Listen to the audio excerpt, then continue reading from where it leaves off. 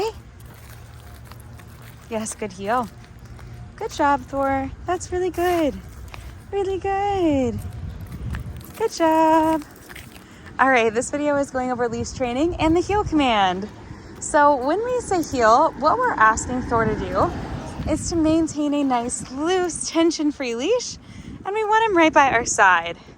So the way we start introducing this is typically without distractions in the backyard, either using a regular leash or maybe a long line, which is just a longer leash. They have them anywhere from, 10 feet upwards to 100 feet, but we will typically start with 10 to 15 feet.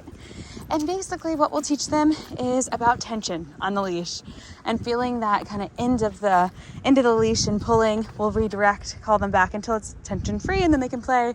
And if they get to the end, we'll recall them back, etc. Basically, we're just introducing the concept of a loose leash, but with a lot longer line. So they've got a lot more wiggle room. They don't have to be right by our side at that point. Our goal is just a loose leash and teaching them kind of what that, hold for bus, what that tension or pressure feels like on the leash. And then at the same time that we do that, we're also practicing some desensitization, in the front yard or in a park or somewhere where we're stationary, and we're practicing his focus and command work, even with people walking by or other dogs being around or squirrels that are interesting, etc. And that is nice because we get to work on his focus, but without the added challenge of moving around, being on leash, trying to work on heel. It's just too much right away. So we'll combine the two after he's doing a good job with both. And he is. Now, this is the first time he's out and about with me in my neighborhood, so everything's a little new, so it's a bit more challenging. But I would recommend at home starting that way. Practice loose leash and practice some quick turns with him, and then practice some command work in your front yard, stationary. Make sure he's good at listening to you guys with distractions, and then combine the two and take him on a walk. Now, what those quick turns look like, and you can do this in your backyard to start, and then eventually, before you venture out on a true walk, this is a good warm-up. So you're gonna walk a few feet and say, Thor, good boy. Yes, good heel. And then we'll walk a few feet, Thor, good boy. Yes, good heel. That's excellent. Good job. Walk a few feet. Thor, good boy. Up. And if he starts to really charge ahead, whether we're in this exercise or out on a walk, you want to completely stop, get his full attention. Yes, good boy. Thanks for the eye contact before you continue on. But basically with the quick turn exercise, it's nice because you're building engagement without him anticipating where you're walking. And then also, you get a chance to mark yes. So even when he's really excited like this, he's kind of pulling in either direction.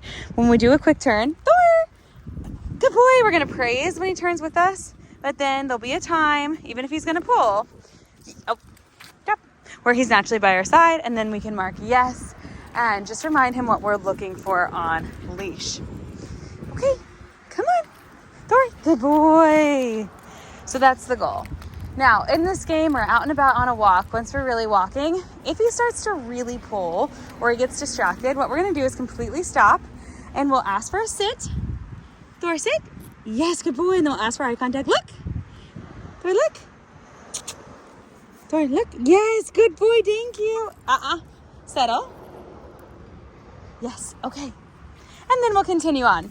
Basically, we do want him to understand that when we're out and about on a walk, his goal is to stay focused on us. And also, if he wants to go anywhere and explore and do anything fun, he's got to stay by our side. And whenever he pulls, it's going to get really boring because we're just going to stand there until the tension is gone and we've got his attention right back. And he's pretty good about either sitting or making eye contact with us when we... Sorry, big trucks, but he's really good about trucks and distractions going by. But we want to make sure he knows that it's going to be really boring and we're just going to stand there if he pulls. So he's really got to stay focused and stay by our side. So that's the ultimate goal. So again, warm up with those two ways. Backyard, no distractions. Also front yard, where there are distractions, but not moving, not actually going for a walk.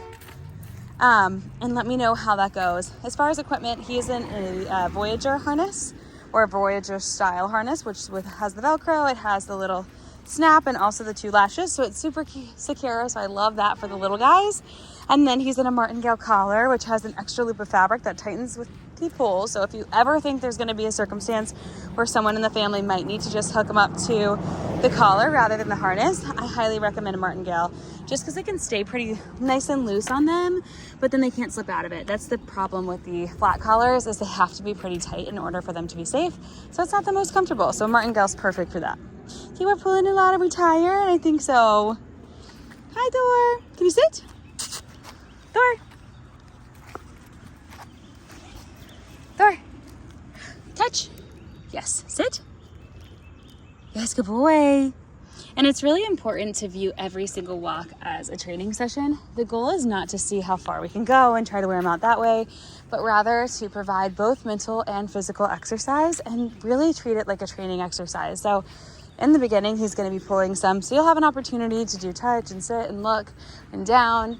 But even as he improves and he doesn't need to do as much command work as a redirection, just practice when you're, crossing the street, having him do sit and look and settle or whatever it is.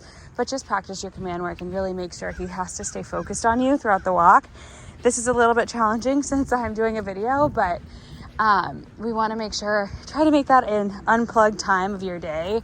Put your phone away. Dogs know when we're on our phone and distracted, so they don't perform as well, and they're not as engaged with us when we're not engaged with them. So make that kind of your special time with Thor and try to just really lock in and stay focused on him, and it'll be a fun opportunity for you both. But that is leash work. Please let me know if you have any questions.